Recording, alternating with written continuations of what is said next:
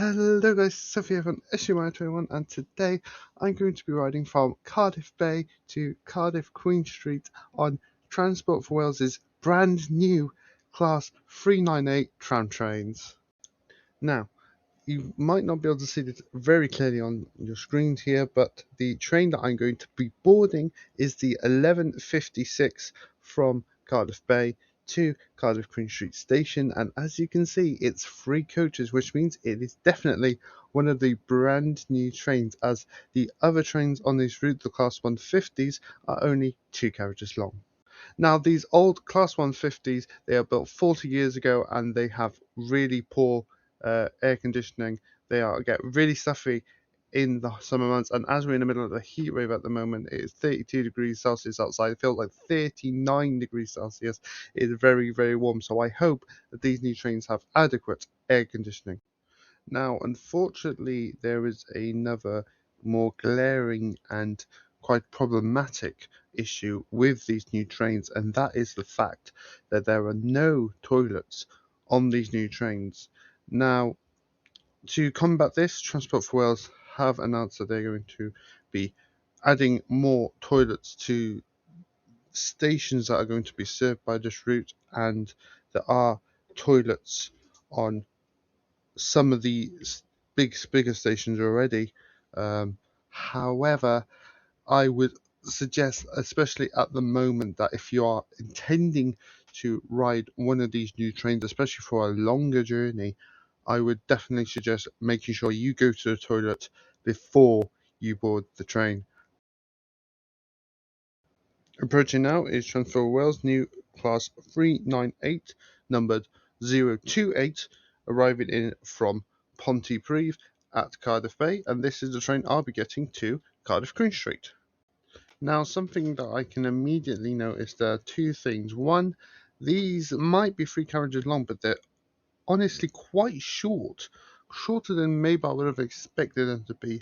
However, I do believe they can couple up to other 398 units, which will obviously increase capacity on especially more the core Valley Line trains, such as Aberdare, Merthyr Tydfil, Sherbet, and down towards Penarth and Bury Island.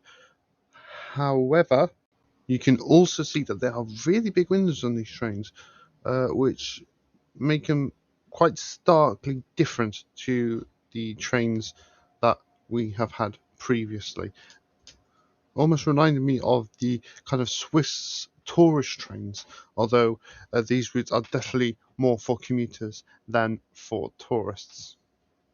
Now, as you can see on the pictures on the screen here, the facilities on this train are pretty much what you would expect for the new Transport for Wales trains that have come in recently. The seats are fine, not overly padded, but not quite as ironing board as, say, the Class 700 Thameslink trains. There's also a tray table and plug sockets underneath the chairs.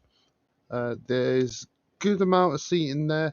It maybe felt a little bit cramped in the vestibules, but again, it's but apart from that, it's very open train. You don't have the carriage separators that you have in, say, the 150s.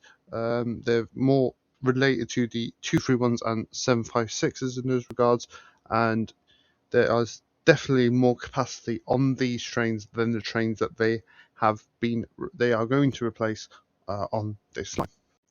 As you can see now, we are passing through what will become Butetown Railway Station.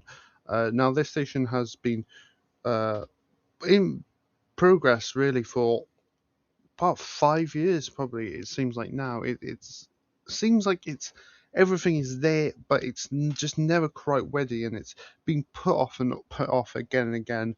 But I do think with these new trains coming in, I think that will give more of an incentive for Butetown Station to be finished. That will be another station that I will be visiting on the opening day. Fingers crossed, and I think it will be pretty good to have a new station there, because as much as it's really not a long line between Cardiff Queen Street and Cardiff Bay, if you're walking that route, it is such a long road going down Lloyd George Avenue, and I think it would be good for the people living in Butte Town and that kind of area to have a station right on their doorstep. And on that cue, we are arriving into Cardiff Green Street Station. Uh, as I just mentioned, it really isn't a very long line at all. It took about 3 minutes to get from end to end. Obviously, it is doing much longer journeys to Pontypridd as well today, but I don't really have the time to kind of cover the whole route today, so I've only just done this little snippet, but I think it was a very good journey, and I think these trains are actually quite good, despite their, let's say, countless flaws really in development, and of course the lack of toilets. I think it is much overdue that they have come into service, but I am very glad they have, and I hope they can spread across the South Wales valleys. Now, as you can see, especially in the very front of the carriage where I was sitting, there was a lot of people there, especially quite a few enthusiasts there.